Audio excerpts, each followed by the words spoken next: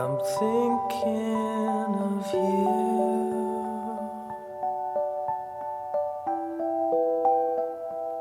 in my sleep,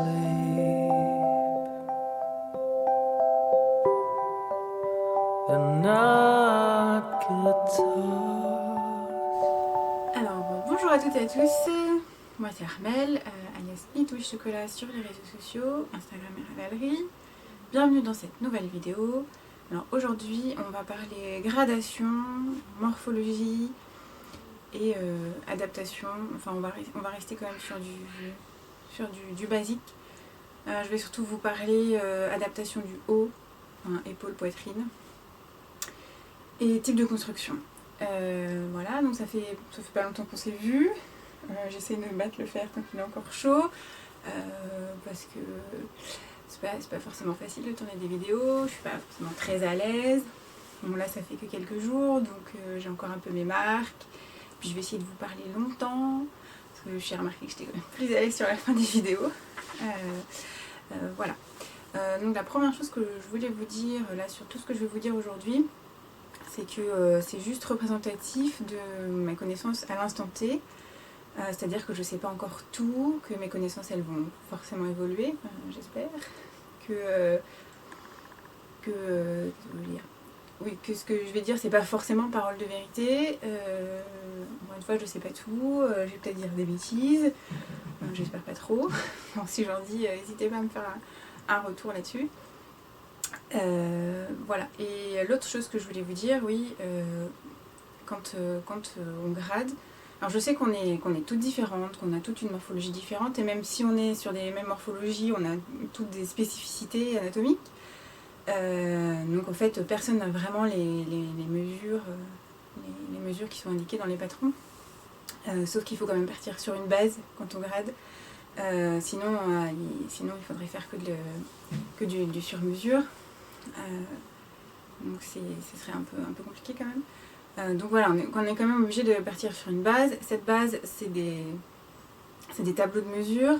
Alors je pense que chaque designer a son propre tableau de mesure, qui est fait soit à force avec l'expérience, soit qu'elle trouve... Il existe différents tableaux de mesure. Alors moi personnellement, j'ai fait des moyennes, parce que j'ai beaucoup de livres de couture, puisque je couds. Donc j'ai beaucoup de tableaux de mesure. J'ai notamment beaucoup de livres de patronage, parce que je m'y suis intéressée. Bon, je le fais moins maintenant parce que j'ai moins le temps, mais voilà, j'ai patronné en couture, et je le fais de temps en temps quand j'ai un peu de temps. Du coup j'ai pas mal de livres de patronage, et donc chaque livre de patronage a son tableau de mesure. Donc j'ai fait des moyennes entre ces différentes données, les données qu'on peut trouver aussi sur d'autres tableaux sur internet. Et voilà, je me base sur ce tableau-là pour grader. Encore une fois, ce ne sont que des moyennes, voilà, qui sont représentatives de moyenne. Je sais pas. Voilà.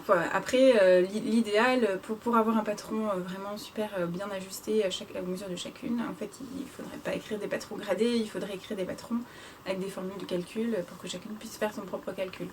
Bon, alors c'est une autre façon d'écrire un patron. J'y ai pensé, je pense que peut-être que j'écrirai un basique sous cette formule-là pour vraiment que chacune puisse faire un patron à sa taille. Après, je sais que c'est pas quelque chose qui parlera à tout le monde, parce que c'est un raisonnement différent, c'est peut-être un peu plus fastidieux. Mais bon, pourquoi pas, ça peut être une première approche pour vous aussi, pour comprendre quelles sont vraiment vos proportions. Alors, voilà, ça c'était les prérequis de la vidéo. Donc, la première chose, quand on choisit une taille de patron, déjà, c'est de prendre ses mesures. Alors je sais que c'est pas une habitude forcément de tricoteuse. Quand on fait de la couture, on est habitué à prendre ses mesures, hein, pour choisir mieux sa taille, surtout que quand on coud du chêne et trame, des tissus qui sont pas élastiques, ça pardonne pas les erreurs. Alors que le jersey, bon, ça peut gommer un peu certaines différences de centimètres. Alors voilà, j'avais fait une petite fiche comme ça pour un événement chez Céline, donc sur la prise de mesure.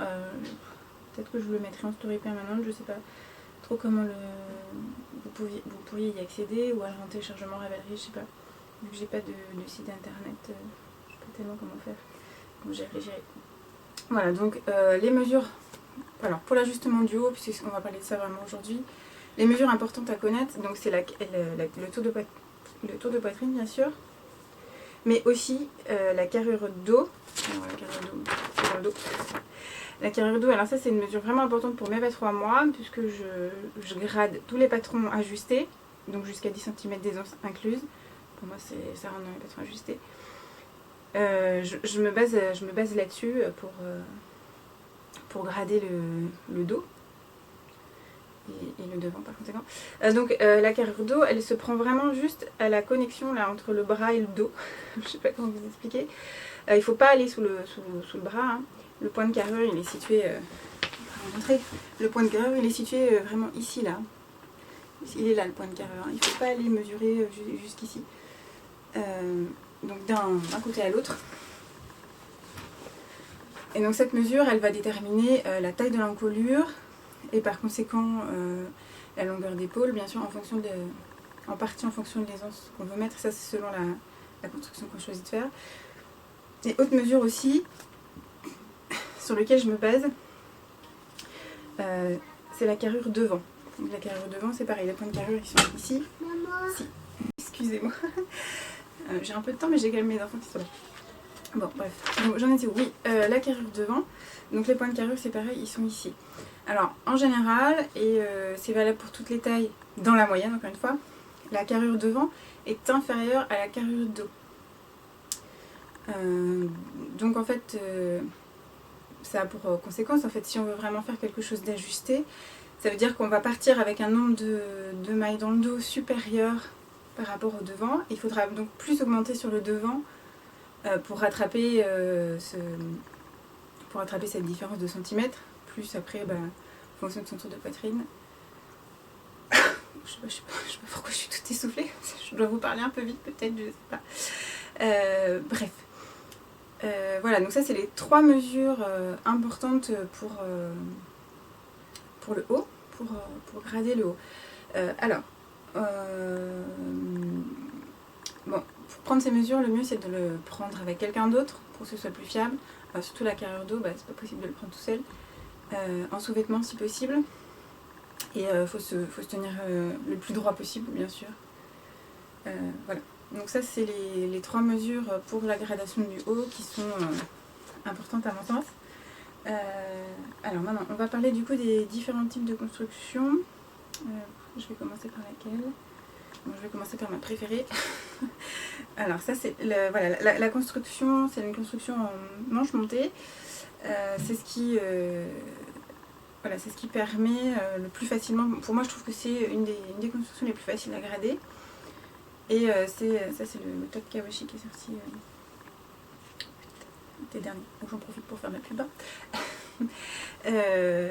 Donc le manche monté. Oui, donc c'est la construction qui permet de faire une gradation la plus ajustée possible sur le haut. Elle permet aussi finalement de faire pas mal de modifications, notamment quand on a une forte poitrine. Après ça dépend de ce qu'on met en haut, si on met de la dentelle, ça peut compliquer les choses.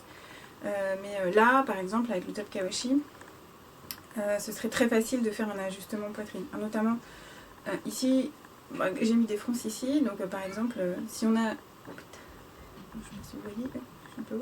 J'ai mis des fronces ici, donc par exemple si vous avez une forte poitrine, donc si votre tour de poitrine est supérieur par rapport à ce que moi j'indique et à votre carrure, vous pouvez faire un ajustement. Là il suffit de rajouter des fronces par exemple, c'est assez simple.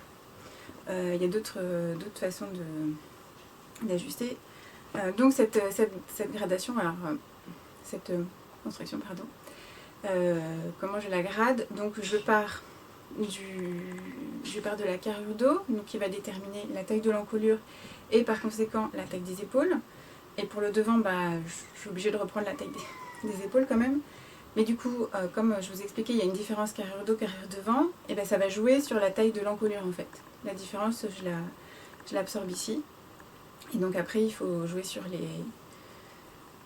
Sur les augmentations, alors on peut faire des augmentations à différents endroits sur ce type de construction. Par exemple, on peut faire des pinces. Des pinces ici avec des augmentations ici pour compenser. On peut faire une pince qui part comme ça avec des rythmes d'augmentation différents. Ou on peut faire des rangs raccourcis. Alors, là j'avais fait des petits schémas pour montrer les différentes choses qu'on peut faire en fonction. Donc faire des rangs raccourcis en tricot, ça équivaudrait à faire une pince horizontale pour faire un comparatif avec la couture. Et augmentation-diminution, ça reviendrait à faire une pince verticale. Voilà. Donc cette construction pour moi elle a beaucoup d'avantages parce qu'effectivement on peut vraiment coller au plus près. D'ailleurs je pense que si je fais un patron excusez-moi, fait pour toutes les morphologies, je vais partir sur cette construction. C'est celle que je préfère, c'est celle que je maîtrise le mieux. Qu'est-ce que je voulais vous dire d'autre au sujet de cette construction? J'aurais dû prendre des notes. Bon. Voilà. Ensuite, une autre construction assez facile, entre guillemets, à maîtriser et pareil, assez facile à modifier, c'est la construction en épaule tombante. Donc c'est le Pultermer par exemple, il a cette construction. Donc le départ de la construction est un peu le même que le satin sleeve, sauf que on met plus d'aisance au niveau de la poitrine, ce qui a pour conséquence d'allonger les épaules. Et donc les épaules vont se retrouver beaucoup plus bas. Et du coup, il n'y a pas besoin, ou presque pas besoin, de faire des rangs raccourcis pour former l'épaule. Là, il y en a un petit peu parce qu'en fait, pour moi, 10 cm, c'est pas une grande aisance. Et en fait, si ça remonte comme ça, en fait, là, du coup, l'épaule, elle remonte comme ça. Du coup, si on fait juste tout droit, je pense que ce serait vraiment inconfortable de ne pas faire des rangs raccourcis ici. Bref. Donc c'est un peu la même idée pour les épaules tombantes. Je pars de la carrure d'eau. Et alors là, en l'occurrence, c'est un peu j'ai fait un peu du 50-50. Parce que du coup, il y a un peu d'aisance. Donc, encore une fois, l'aisance permet de s'affranchir de certaines choses. Mais en revanche, c'est quand même pas une grande aisance, ce qui fait que si vous avez un bonnet C ou D, surtout avec une encolure cache-cœur, vous risquez de vous retrouver avec une encolure qui fait ça, ou alors avec des emmanchures qui tirent. Ça veut dire qu'ici, il faut quand même faire un ajustement poitrine. Alors le plus simple ici, là, c'est de faire des augmentations ici, et soit de conserver les augmentations et du coup d'ajouter des motifs, soit de refaire après des diminutions, donc ça va vraiment épouser la forme du sein, ou alors de faire des rangs raccourcis ici. Donc les rangs raccourcis, ça va ajouter du coup du volume comme ça. Donc ça va un peu... ça va agrandir aussi l'encolure, du coup ça épousera mieux la forme. Après, ça c'est ce que vous préférez. Moi je pense que c'est ce qui est le mieux. Mais je sais que faire des rangs raccourcis, c'est comme les talons. Moi j'ai pas encore trouvé de méthode qui ne fasse pas de trou. Je crois que c'est les Tricot Stitch Christelle qui a sorti un talon avec un super beau rang raccourci en ligne qui fait pas de trou et tout. Donc à la rigueur, vous pouvez acheter son patron et pour connaître la méthode et l'appliquer. Pour moi, le rang raccourci, c'est ce qu'il y a de mieux. Après, il faut connaître une méthode qui permet de faire une jolie ligne. Forcément, ça va se voir, mais en même temps, encore une fois, je vais faire un parallèle avec la couture. Quand on coud un vêtement chez les trames, on fait des pinces partout, ça se voit. Et c'est pas gênant, c'est ce qui fait aussi la structure du vêtement. Ça fait partie de la formation du vêtement. Bon, après, je sais pas, c'est chacun ses goûts, mais de toute façon, même si vous faites des augmentations ici, ça va forcément se voir. À la rigueur, la pince ici, elle sera moins voyante puisque ce sera caché par le mouvement du bras. Voilà, bon, c'est...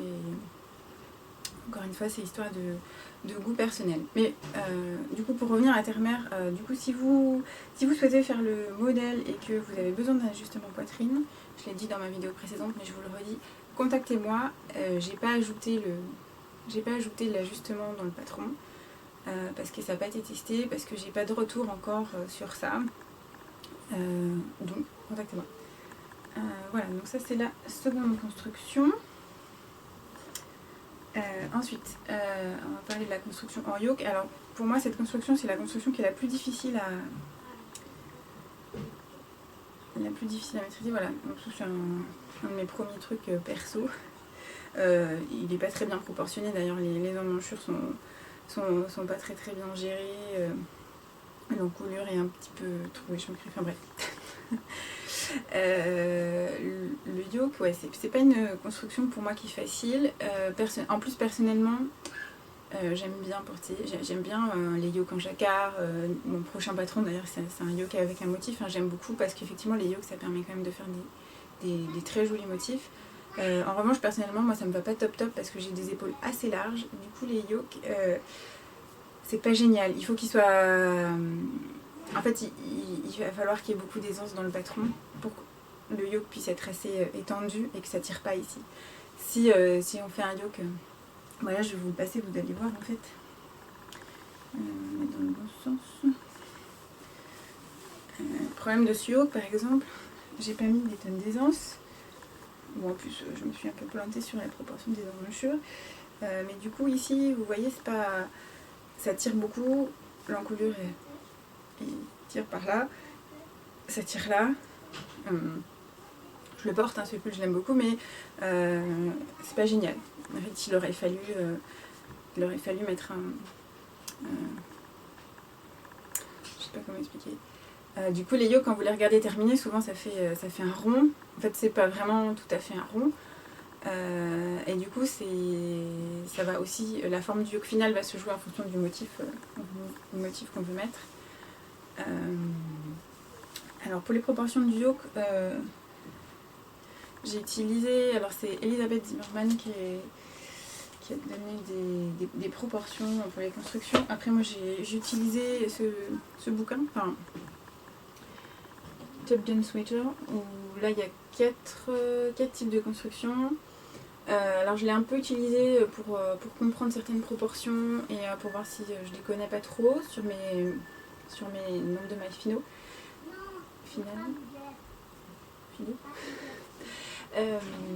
Mais en fait,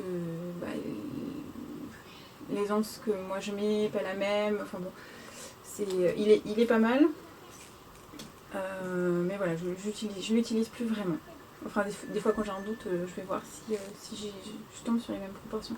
Mais par exemple, là pour le yoke, donc elle utilise les proportions d'Elisabeth Zimmerman. Je sais pas si c'est le mieux. Enfin, en tout cas, pour moi, c'est pas le mieux parce qu'avec mes épaules larges, c'est pas génial. Voilà, donc dans ce livre, moi si ça vous intéresse, donc il y a 4 constructions. Donc le yoke, le raglan, alors les satin sleeves, manche montée, et saddle shoulder. Alors celui-là, cette construction, je l'ai jamais faite, donc je vous en parlerai pas d'ailleurs. Je pense que c'est l'équivalent des manches marteau en français. Et donc il y a plein de modèles différents. Ça grade jusqu'à assez loin, 56 je crois, un truc comme ça. Donc il y a des mesures, c'est intéressant. Les mesures, je m'en sers des fois quand j'ai des doutes. Par exemple, alors, on va faire une petite pause grande taille. Donc les grandes tailles, c'est vrai que c'est un sujet dont on parle, qui revient souvent sur le devant de la scène dans la communauté tricot. C'est pas facile parce que c'est une autre façon de grader en fait, des proportions qui sont pas tout à fait les mêmes. On n'a pas beaucoup de retours en fait. Moi j'ai souvent du mal à trouver des testeuses, donc j'ai pas des tonnes de retours. Je continue quand même à les grader à chaque fois. En fait, ce que je fais maintenant, ce que j'ai décidé de faire maintenant, c'est que si ça n'a pas été testé, c'est pas grave. Je l'indique sur la fiche Ravelry en fait, quelles tailles n'ont pas été testées et auquel cas j'indique qu'il faut me contacter et j'en parle, enfin et du coup on en parle. Si vous êtes concerné par une taille qui n'a pas été testée, voilà, vous pouvez me contacter, on en discute. Moi je vous envoie le patron en échange d'un retour bien sûr, donc c'est pas tout à fait un test, mais vous n'avez pas de délai du coup. Mais moi ça me permettrait d'avoir des retours et sur le long terme d'avoir suffisamment de retours pour être sûre de ce que je fais. Parce que bon, à l'heure actuelle je suis pas non plus 100% sûre. Voilà. Mais je continuerai à le faire. Et puis j'espère qu'un jour j'aurai suffisamment de retours pour avoir une gradation fiable. Donc oui, je me sers quand même de certaines de ces proportions pour être sûre, mais ça me laisse des fois perplexe quand même parce que il y a des proportions que je comprends pas trop. Je suis pas sûre à 100% que toutes les proportions de ce bouquin soient quand même exactes. Mais bon, ça c'est... Enfin, surtout sur les grandes tailles. Voilà. Donc le yoke... Oui, donc... Le yoke aussi, c'est pas la construction... c'est pas une construction... Pour l'instant, j'ai pas encore réfléchi à des ajustements sur ce type de construction. Pour moi, c'est pas non plus une construction qui serait facile à ajuster. Une façon assez simple, c'est de jouer sur le nombre de mailles dans le dos et sur le devant, quand on fait la séparation par exemple des manches. Encore une fois, je suis pas sûre que ce soit ce qui soit l'idéal. Et puis si on fait un motif de décaler, ça peut décaler aussi le motif et rendre ça moins joli. Moi la seule solution que j'ai trouvée, mais alors ça dépend vraiment de là où arrive le yoke, parce que si le yoke arrive ici, en dessous de la poitrine, ce que j'ai trouvé ça sert pas à grand chose, mais si le yoke arrive bien ici, la chose qu'on peut faire c'est de faire des fronces en fait. Là, parce que c'est ce que j'avais fait. On fait des augmentations qui créent des fronces. Voilà, donc ça va donner du volume au niveau de la poitrine. Encore une fois, il faut que le yoke s'arrête avant. Bon, voilà, j'ai pas encore trop travaillé là-dessus.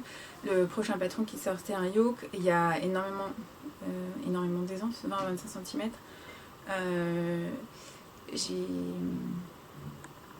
J'ai pas réfléchi à un ajustement dans la mesure où je pense que c'est pas forcément nécessaire, parce que 20-25 cm d'aisance, ça permet quand même de faire rentrer pas mal de mesures dans une taille. Ah oui, je vais faire une pause là-dessus parce que je voulais vous en parler. Comment je grade mes patrons. Vous allez constater que certains de mes patrons où il n'y a que 7 tailles, d'autres où il y en a 15, 14, 15. Du coup là, Terre-Mer par exemple, il est gradé du 34 au 60.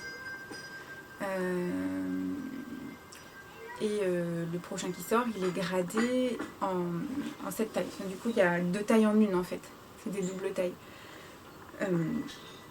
Donc en fait, comment je fonctionne pour tout ce qui est ajusté, donc jusqu'à 10 cm inclus, je grade taille par taille, donc 14 tailles. Je peux en rajouter une supplémentaire, mais j'ai déjà pas de retour sur les tailles avant, donc bon, ce sera rajouté au fur et à mesure, je pense. Et quand il y a beaucoup d'aisance, donc pour le prochain qui sort, et par exemple pour Tempête, j'ai gradé en demi-taille. Tempête, il n'y a même que 5 tailles d'ailleurs. Je pense que je pourrais faire l'effort d'en rajouter une ou deux. Ça s'arrête aux 150 cm de tour de poitrine. Parce qu'il y a énormément d'aisance. Voilà, donc quand je mets beaucoup d'aisance, je grade moins de taille parce que en fait, du coup, une grande aisance, ça rassemble plus de taille. On peut, par exemple, si vous avez un bonnet D pour le pull Tempête, vous allez quand même peut-être choisir la même taille que la mienne. Ça vous enlèvera un petit peu d'aisance. Ça va pas jouer sur le confort du pull. Voilà. donc c'est ça, voilà, oui, quand il y a beaucoup d'aisance, je grade pas de taille par taille. Ok, suivant, alors on va parler de la construction la plus classique, mais qui est peut-être pas forcément la plus simple non plus à grader, donc c'est la construction raglan. Donc là on fait des augmentations, sur les devants, sur les manches et sur le dos. Alors ça c'est mon tout premier, c'est le tout premier truc que j'ai fait. Alors les proportions de l'encolure sont pas du tout bonnes, hein. J'avais fait un peu du pifomètre, j'y connaissais pas grand chose en gradation, mais bon, je l'ai beaucoup porté quand même. Donc ouais, la construction raglan, je pense que c'est pas non plus une construction qui est si facile que ça. Elle est facile à écrire, elle est facile à réaliser, par contre à grader, je sais pas. Pour l'instant je l'ai jamais fait en patron, cette construction. Non, j'ai pas vraiment de retour, mais enfin j'ai pas vraiment je peux pas vraiment vous en parler plus que ça. Mais ce que j'imagine par rapport aux autres constructions que j'ai faites, c'est que il y a un moment donné où sur les grandes tailles, il faudrait leur trouver un autre nom parce que c'est pas très adapté grande taille. Bon, les tailles supérieures. Du coup, l'emmanchure et la hauteur d'emmanchure correspond plus vraiment au nombre de mailles qu'on a besoin de mettre pour le bras et pour les devants et le dos. Donc ça veut dire qu'il faut jouer, faut jouer avec le rythme des augmentations. Et jouer avec le rythme des augmentations, c'est pas si facile que ça à écrire. Je vais vous en reparler sur la prochain type de construction parce que c'est mon boulet du moment.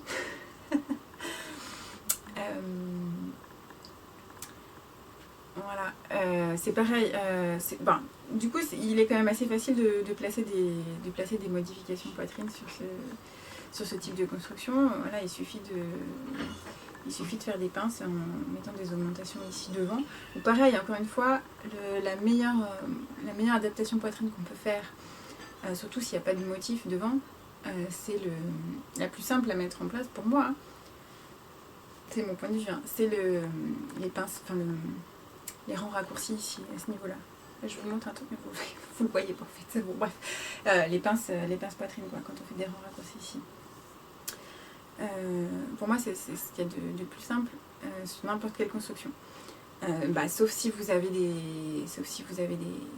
des motifs. Et encore, bon, par exemple, si vous avez un gilet avec une bande de motifs ici, ça va un peu modifier le rythme de votre motif, mais bon, si c'est le même tout au long, c'est pas très grave. Je sais pas si je suis très claire. Ce serait un peu plus embêtant si c'était un jacquard, où là ça peut complètement désorganiser le motif. Mais si c'est une torsade par exemple, bon, ça va juste vous rajouter quelques rangs de torsade, ça va pas changer, ça va pas tellement changer visuellement. Voilà. Donc voilà pour le raglan. Et la dernière construction, alors qui est une construction que j'aime bien, mais qui est en fait compliquée à écrire. Alors c'est la construction, je sais pas comment ça s'appelle en français, c'est contiguous sleeve en anglais. Donc en fait c'est un peu la même idée que le raglan, sauf que on fait des augmentations à des rythmes très différents. Donc on fait des augmentations en fait tous les rangs au niveau des épaules, après que au niveau des manches, et puis après on refait des augmentations manches et devant et dos. Pour faire la forme de l'emmanchure. Et j'ai rajouté une petite pince poitrine. Je vais vous le passer, vous vous rendez compte. Donc là j'ai essayé de faire un truc vraiment qui soit ajusté le plus possible. Alors, hop. Bon.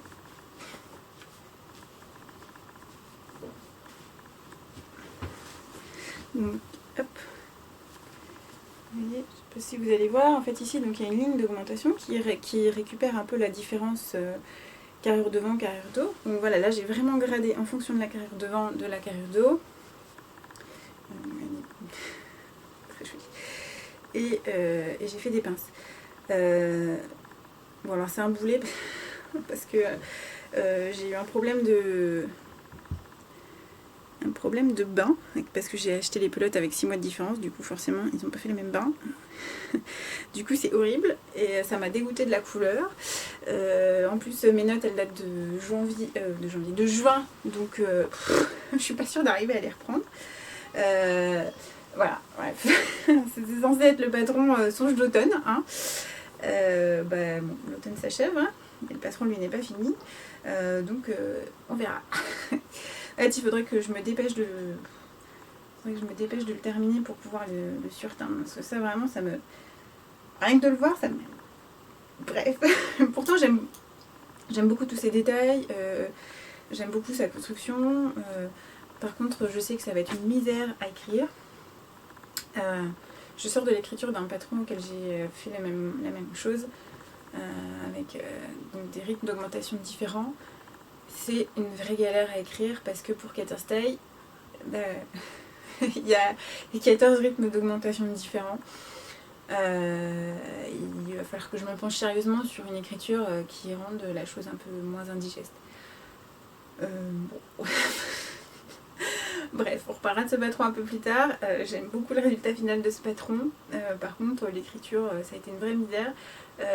J'espère que la lecture ne sera pas autant une vraie misère.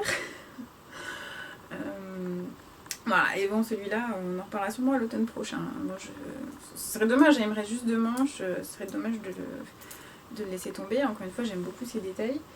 Mais bref, ça arrive. C'est comme ça.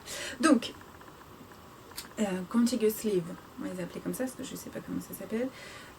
C'est ce qui se rapproche le plus des manches montées en termes de forme. Au final, ça rend à peu près la même chose. Alors, ce qui serait encore mieux, c'est même de rajouter des rangs raccourcis ici pour rajouter un peu de volume ici. Je vais améliorer cette construction avec le temps parce que je l'aime beaucoup. Puis elle évite le relevage de mailles et pourtant elle a la même forme. Donc je pense que c'est une construction que je vais améliorer. Donc sur cette construction, c'est aussi assez facile de rajouter des ajustements.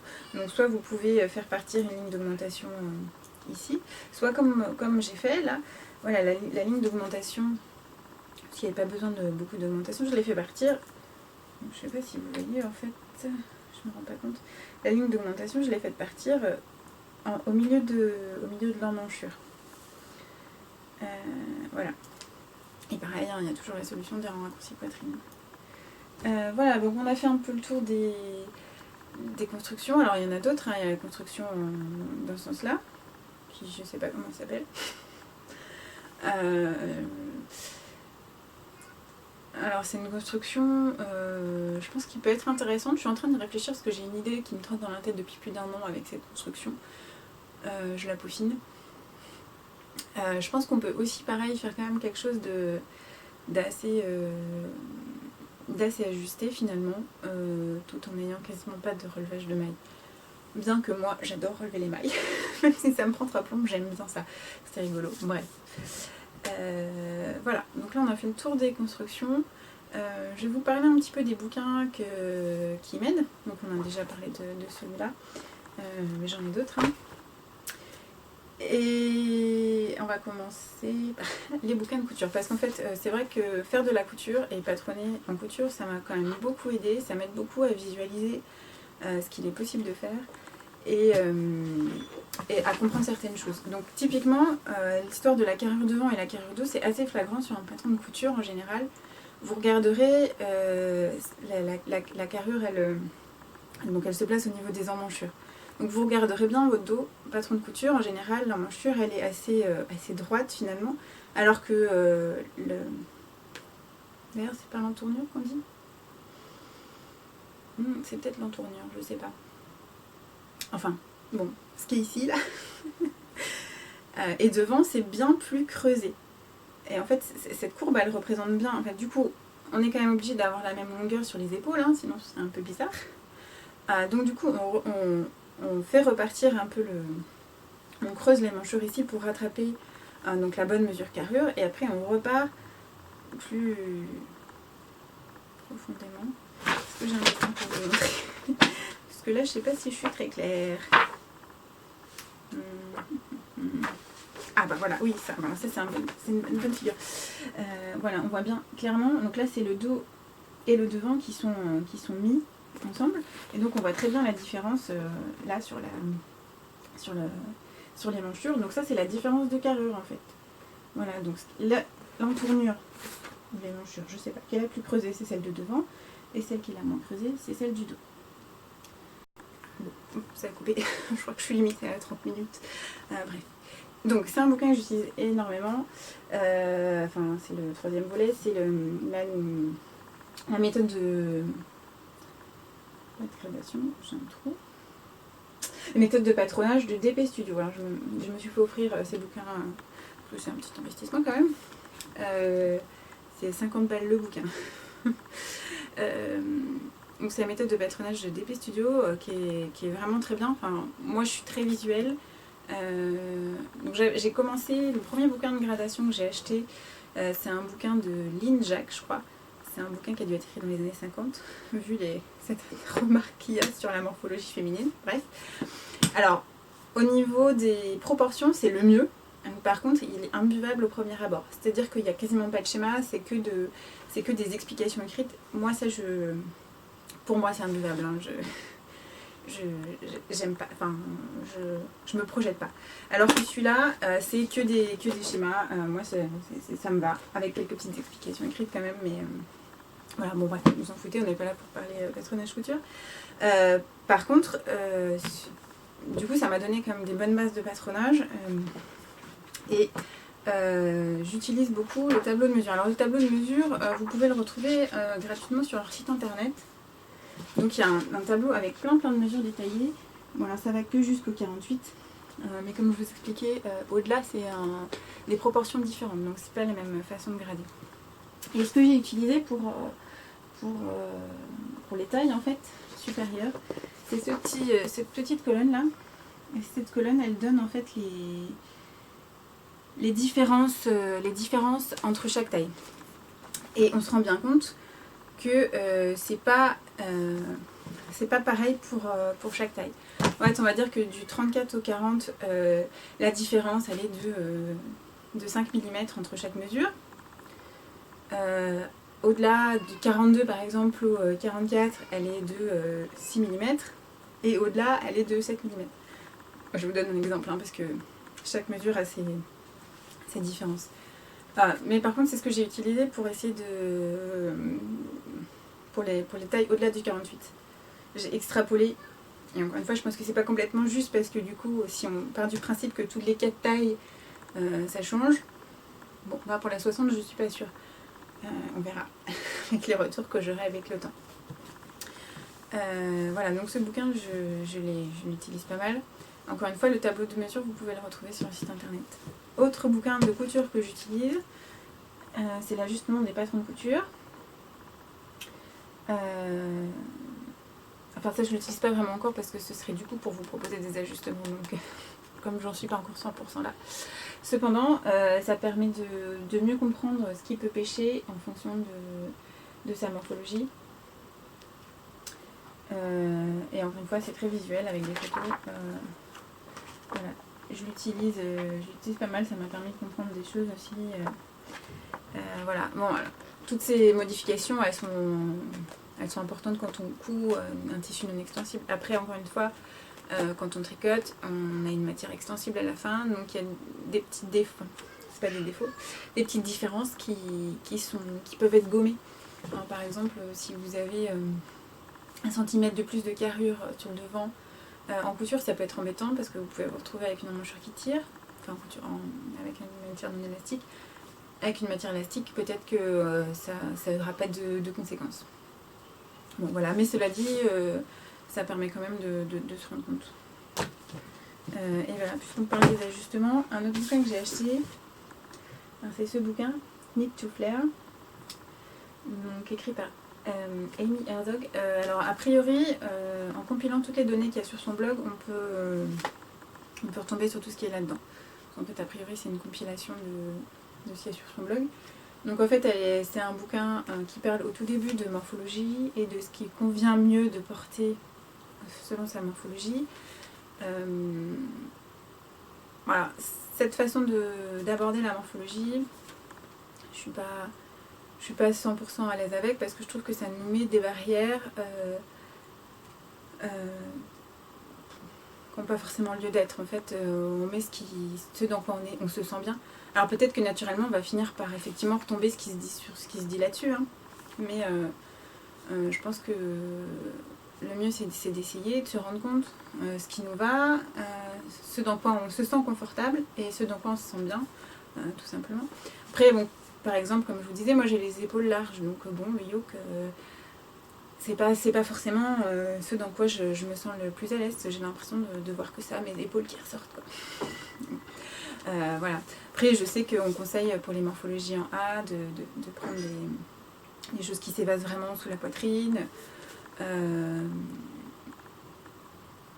Enfin, ouais, je suis pas entièrement convaincue par cette façon d'aborder la morphologie. Donc, je pense que la problématique, c'est que surtout les vêtements du commerce, par exemple, ne sont pas ajustés. Donc forcément, il y a plein de vêtements dans lesquels on n'est pas à l'aise. Et qu'il y a effectivement des formes, quand on est de morphologie en A, choisir un vêtement comme ça, effectivement, ça nous permet de ne pas avoir besoin de faire d'ajustement au niveau de la taille et des hanches. Est-ce que pour autant, quelque chose qui serait cintré nous irait pas bien? Je sais pas, en fait, si on aime porter ça, pourquoi pas? Pourquoi se priver? Voilà, bon, bref. Et du coup, c'est des patrons assez basiques, donc pour chaque morphologie. Et à la fin, il y a tout un chapitre sur les ajustements qu'on peut faire, donc avec les augmentations. D'ailleurs, elle l'appelle aussi pince dans son bouquin. Donc avec où est-ce qu'on peut faire les augmentations, les diminutions et tout ça. Alors, mon autre bouquin que j'ai acheté au tout début, Eatwear Design Workshop.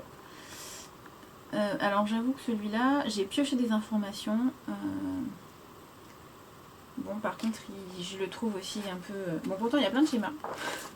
Il y a aussi beaucoup à lire. C'est vraiment du bouquin technique, quoi. Mais de temps en temps, je vais y piocher des informations quand je bloque sur un truc ou quoi. Ça m'a permis de mieux comprendre aussi certaines proportions à mettre pour partir. Voilà. Donc, il est bien, mais pour moi, il n'est pas indispensable. Et alors, le dernier bouquin dont je vais vous parler, c'est le Vogue Knitting. Ça, c'est mon bouquin de référence pour tout ce qui est technique, mais il y a une grosse partie patronage. C'est peut-être au moins la moitié du bouquin. Voilà. Tout ça là, ça parle de patronage. Alors c'est quand même assez survolé, mais cela dit, c'est pareil, on peut piquer des informations, et à force de piquer des informations un peu partout, on réussit à avoir un truc intéressant. Mais du coup, c'est pas non plus creusé au niveau du design. Mais ça parle... peut-être que je m'en servirai si un jour je veux faire des chaussettes, par exemple. Parce que du coup, là, il y a toute une partie sur la chaussette.